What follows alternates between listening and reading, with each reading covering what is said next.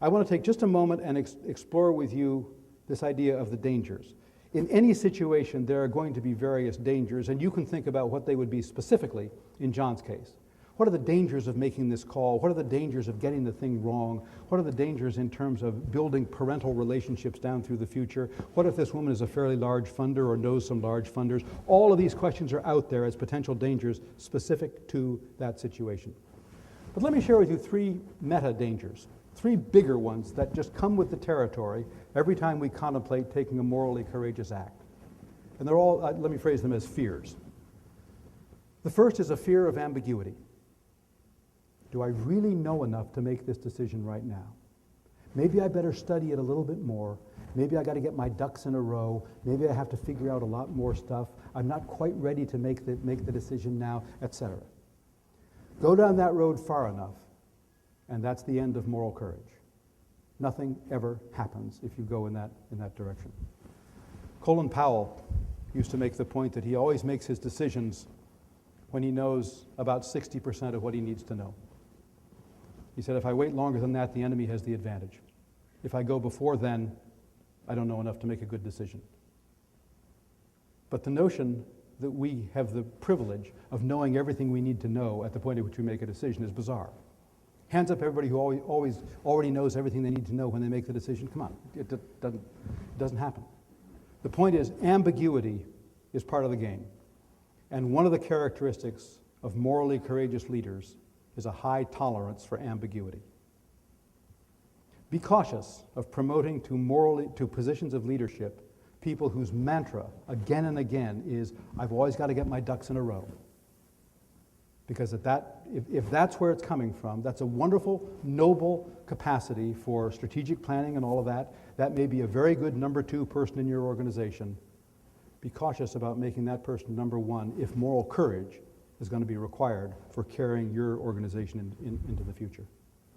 The second of these things, the second of the meta issues that hit us, it seems to me, are questions of personal exposure. How comfortable am I being out there in the lead? You know, I'll hold your coat. You know, you go ahead and get out there in the lead, but I don't want to get up there and do all this. You know, you talk to the Gallup organization, or look at some of their polls, and again they discover that when they poll Americans about the things that they fear the most, number 1 is snakes, number 2 is public speaking, right? With a whole lot of Americans saying, I'd rather be in the coffin than giving the funeral oration, you know, that sort of thing, right? I do a fair amount of public speaking, so whatever courage it takes for me to do this, I think pales to insignificance compared to the courage required when I'm going off to speak to a student body of 1,000 people in a high school somewhere. The courage required of the 16-year-old student who goes out on the stage ahead of me to introduce me. That's where the courage is that day.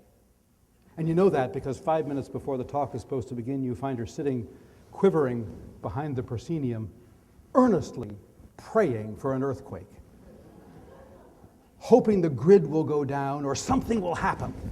And yet, having done it, comes through in a completely different, as a completely different individual. And that leads to an important point about courage. Courage always has been, down through the centuries, the rite of passage whereby adolescents become adults. Here's a spear. There's a bear in the woods. Come back 3 days with the bear, young man, and young boy, and you will be a man. All right? You will be a warrior in our tribe. The real question for me is, how do you create courage? How do you train for courage where there are no bears? Where it's no longer important to know how to handle a spear, handle a sword, handle a weapon, or something like that. The physical parts of bravery are not going to provide us any longer with the rite of passage for a lot of kids. For some it will. I mean, in some sporting events, it certainly will. We need to find ways to expose our students to genuine situations of danger, controlled danger. We're obviously not going to say to the parents, we're going to put your kids in real danger so they'll become adults. But are there ways to expose them to that kind of thing? And actually, I think public speaking is one of the ways you do that. There's lots of other things on a campus as well that you can do.